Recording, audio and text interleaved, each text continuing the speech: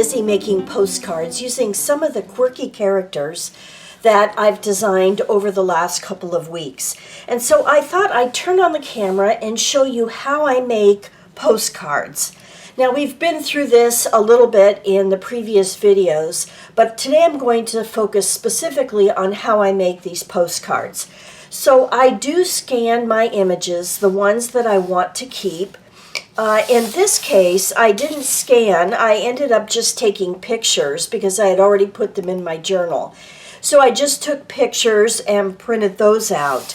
But on these two, I actually scanned them and then brought them in to PowerPoint, which I showed you how in my number 6 class 6 video on how I use PowerPoint to size and scan my images. And I'll link that for you so that you could go back and reference that. One of the fun things that you can do is you don't have to do a whole image like this. In this case, I wanted to focus on the faces. So when I brought those into PowerPoint, I cropped my image so that I really had a focus on the face. And then I just blew that up until it was the 4x6 size. So just something that you can think about if you want to focus on a certain area. It's very easy to do. So you've printed out your images. And then what I do is, so here's the sheet of how it prints out. So I get 2 on a sheet, and I size these a little bit larger than 4x6. Enough so that I have just a little bit of room so I can trim after I get them down. I'm going to be using today a combination of, this is plain copy paper, and this is a inkjet print. And I put it on best quality to try and get those colors bumped up. And then I'm just going to Mod Podge this down to this, it's 100-pound or 110-pound mixed media paper. Anything you have. You can even use 65-pound cardstock. And I'll show you that in just a second. But I like to have a little bit heavier card if I can. So let's go ahead. Today I'm going to be using Mod Podge to adhere this down, and I'm using Mod Podge paper. You can use regular Mod Podge. I just happen to have this, and I'm trying to use things up. So let me get that down. And I've really found that it's great to have this oversized. It's super nice because your back of your card stays really nice. So I'm just going to dip directly into this. I don't usually I pour it into something. And you're just going to put on about, a little bit larger than the area that you're going to be putting your sheet down on. And I'm using a foam brush for this. You can use, whatever you have, but the foam brush works just fine. And you want to apply, a fairly generous amount so that it'll stick well. And just make sure you have enough of it down. And I think that looks good. And then, as I showed you before, I'm going to give this a spritz. Just a little spritz of water, because I think it really helps adhere your image. And then I'm just going to lay this down on top and smooth it out like that. And then I'm going to take a rag, and if you have a old credit card, you can use that too to push out all the air bubbles. But just a cloth will work as well. And you want to spend a little time on this just to make sure that you've got all those air bubbles out. So you just keep rubbing that until you feel like it's adhered down well. And I make sure that I pay close attention to around the edges so that when I cut this, it'll continue to stay stuck. Okay, so I think that's good, and I'm going to put that aside to dry. Now what this is cardstock. And I just printed it directly on 65-pound cardstock that I got from Michael's. And it works it's fine that way. It's just a little bit thin, but the post office will still take it. And, you know, it's fine. You could put two pieces together also if you'd like to, but I'm going to leave it just like this. And then what I would do is I would go in and enhance any of the colors that I want to. You know, I like to use the Prisma pencils and enhance my colors. So I would just go in here and anything I just really want to highlight a bit. Maybe I want those cheeks to stand out a little more in the heart shape. So I just go ahead and do that on both images. And then I'm going to lay the varnish over it. Now what I have used in the past is the Liquitex Gloss Medium and Varnish. And I've used this on my covers of my journals. I've used it on everything. It really pops up, brightens the colors on here, and it's a varnish, so it's your finishing. And I like it a lot. However, I'm not crazy about the gloss because it ends up showing some of your strokes when you put it on. It'll show your strokes. So I decided today, I found this. I went to Michael's because I was out of that, and I found this one, and it's called Satin Varnish. And again, it's just a finishing. And what I like about this, one is that it's a satin finish, so it's not real glossy. And it doesn't show your strokes, which I love. So we're going to go ahead and use that. And I'm going to apply it with a brush. And I just roll it like this. You don't want to shake it. You don't want air bubbles. And I just use these little containers to put it in, and you don't need very much. And I'm going to be using my collage brush. Now again, I told you this is an inkjet print, and it will run a little bit. You'll see a little bit of color running, but not much. And if you don't press real hard and go over it constantly, it'll be okay. See how it's dragging that through?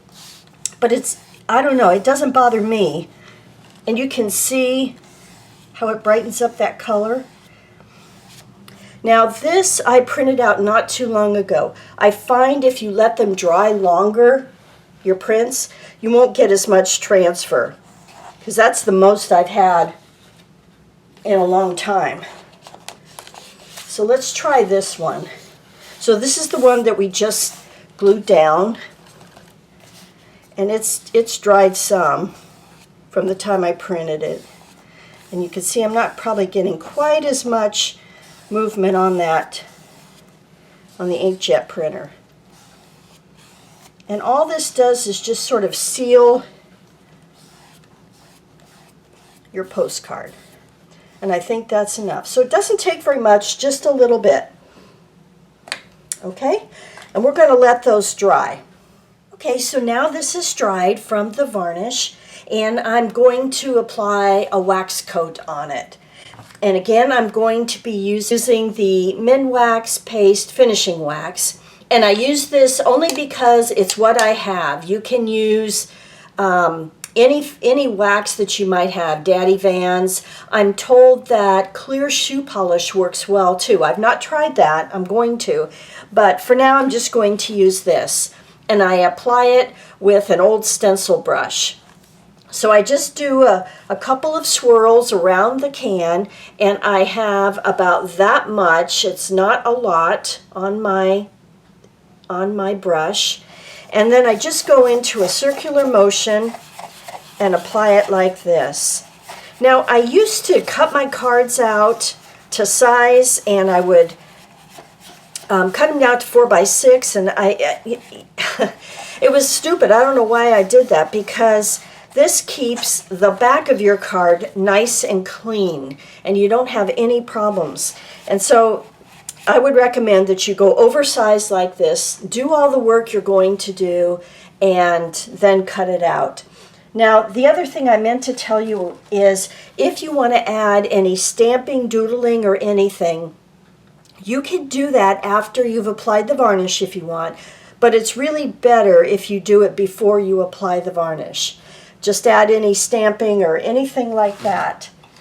So I would let this dry a little bit more, but for time's sake, I'm going to go ahead and just take this off. And I use a paper towel to get most of it off. And if you've done this, you know that you think it's never going to come off, but it will. So that's about all I take off with the paper towel, and you really are applying just a light coat. And then I start using my rag. So I have two rags that I use. One, I get more of this off, and then the other one's kind of a finishing rag. And all of a sudden it'll start coming off, and you're going to get a super nice smooth shine. And it's definitely hard to show you this on camera, but it's so worth it.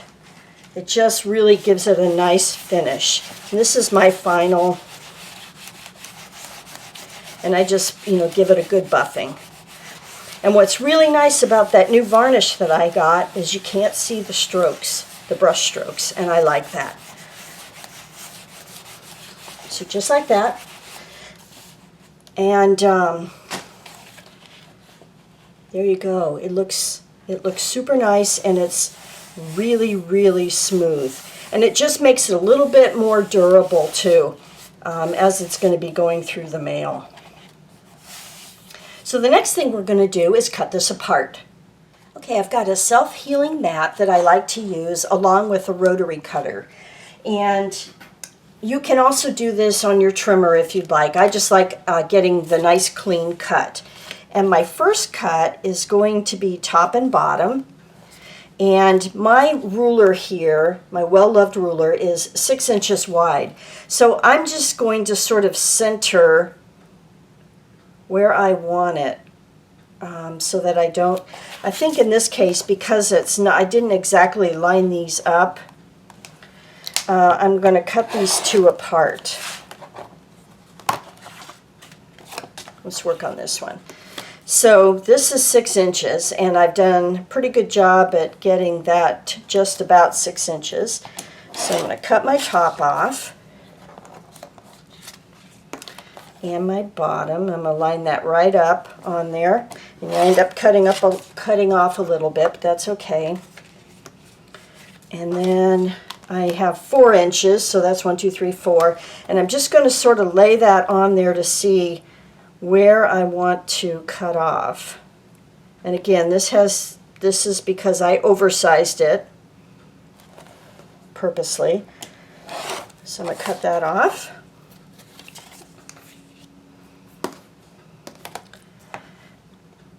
Now the varnish that I was talking to you about is rather expensive.